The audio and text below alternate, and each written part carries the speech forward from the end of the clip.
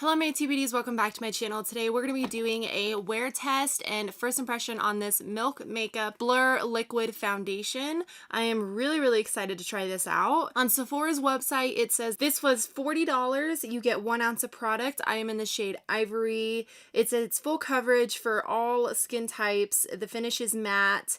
It's supposed to be weightless feeling, full coverage, oil free. It said it has tiny powder filled spheres that diffuse the light to leave a flawless soft focus effect. That's really interesting. This is a water-based formula. It talks about letting your skin breathe, and I'm all about that. A little background, I do have oily skin, so I think this is really going to be a good foundation for me. It comes in this weird like box thing, so I'm just gonna try and open this. So here's what the actual packaging looks like. I really like this packaging because it is see-through, so you can completely see the color that you're getting, and it's a squeeze tube, so it's really good for travel, and it doesn't seem too bulky. So if you're ready to see my wear test and first impression on this Milk Matte Foundation, then just keep watching. I'm going to prime my skin with the Smashbox Photo Finish Primer Water and the Dr. Brandt Pores No More Primer. I've heard a lot of really good things about this foundation, so I'm really excited to test it out. First, I'm going to start off with a sponge on one side of my face. This is what the squeeze tube looks like. It's pretty runny. Dang, this is okay. This is full coverage pretty quickly.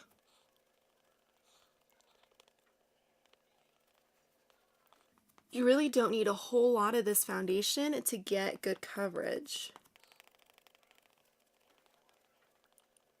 I mean, that's full coverage, like right away. I mean, look at the difference. All right. Cool. I think it's a really good shade match. It looks a little dewy, but I'm going to set it, and let's go in now the other side with a brush. I can't believe how full coverage that was right away. It smells kind of perfumey. This was probably the easiest foundation I've ever applied. Nothing that I have has ever blended out and been full coverage so quickly. I'm gonna zoom you in a little closer so we can see what my skin looks like. My skin looks really good right now. It is a bit more dewy than I was planning on it being, but I think that might change when I set it with some powder. I don't know, I'm kind of speechless right now. I don't think that it sets down completely matte like the foundation claims to be, but it looks really nice. It's covering everything. It doesn't make my texture look too bad. Right here, it does look a tiny bit heavy, just like on my cheeks right here. Cool, so I'm going to go finish the rest of my makeup. I'm back, I just finished up the rest of my makeup. I gotta say, this is looking really nice. I think it's set down very nicely. I used the Laura Mercier translucent setting powder. It just looks so like it has that natural kind of glow underneath the foundation, but it doesn't look oily, it doesn't look cakey, it doesn't look heavy. It just looks really nice and a little bit more skin-like. I've been starting to enjoy more of the glowier foundations just because they make my skin look a little bit more healthy and skin-like rather than so matte and flat. I love the coverage, I love the finish, it just looks really nice, so we're gonna have to see how it wears, so I'll take you with me throughout my day. So far, it's a thumbs up for me. It is now 7:48 in the morning. I am off to my internship and I will check back in a little while. I'm back, it's 5:30 and I just got home from my internship. I have pretty bad migraines, so I did not end up filming as much as I wanted to today, but I like the foundation so far. It's making me look a little more oily on my chin and around my nose and on my forehead. That's pretty much where I get oily. Overall, I really like the finish of it. I like the overall glow. I do think this is something I need to use with blotting sheets or have a powder with me just to touch up like once or twice throughout the day, because I haven't touched up at all and I'm looking pretty oily, but it has been in almost 10 hours. It is not as oil controlling as it claims to be. It's definitely more of a satin radiant finish rather than a matte finish. So I don't know why it says matte online. I'm gonna rest for a while, hope that helps my migraine. I did take some medicine for it. I will check back a little later. It is officially the end of the night. It is 9:21. I've had this foundation on for 14 hours, partly because I just didn't have time to film throughout the day, and I figured, what the hell, I'll just let it stay on my skin and see how it does. I really want to show you the up close version of my skin. When I look at my skin from far away, let's say like in a bathroom mirror, it doesn't look too bad. And I definitely have some pros and cons with this foundation that I'm seeing. So I want to zoom you in as close as I can get just to really show you how this foundation is looking on my skin and talk you through some of the pros and cons about this foundation on oily skin. We're up close and I want to talk you through like each section of my face at a time.